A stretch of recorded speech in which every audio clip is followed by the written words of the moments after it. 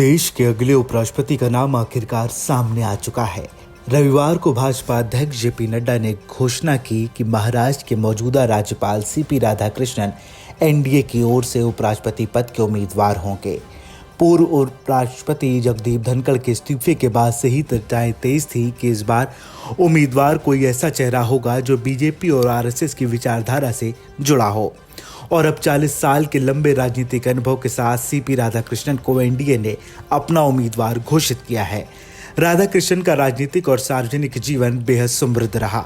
31 जुलाई 2024 से वो महाराष्ट्र के राज्यपाल के तौर पर सेवाएं दे रहे हैं।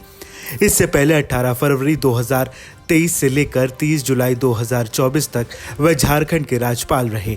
इसी अवधि में उन्होंने मार्च से जुलाई 2024 तक तेलंगाना के राज्यपाल का अतिरिक्त प्रभार भी संभाला। इतना ही नहीं, मार्च से अगस्त 2024 तक पुदुचेरी के उपराज्यपाल का कार्यभार भी उनके पास रहा।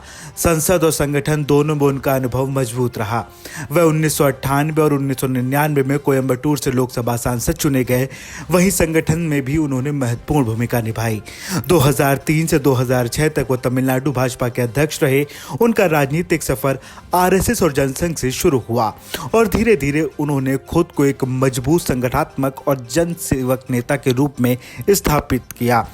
सीपी राधाकृष्णन की कार्यशैली सबसे बड़ी झलक उनके सामाजिक और राजहित से जुड़े अभियानों में दिखाती है।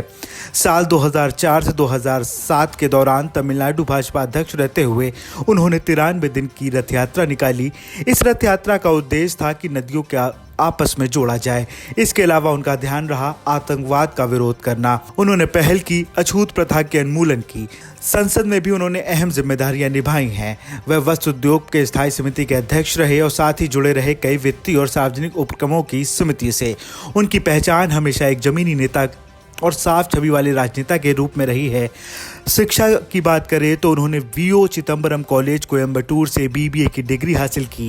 यही शिक्षक पृष्ठभूमि उन्हें देती है आर्थिक और औद्योगिक मामलों में गहरी समझ।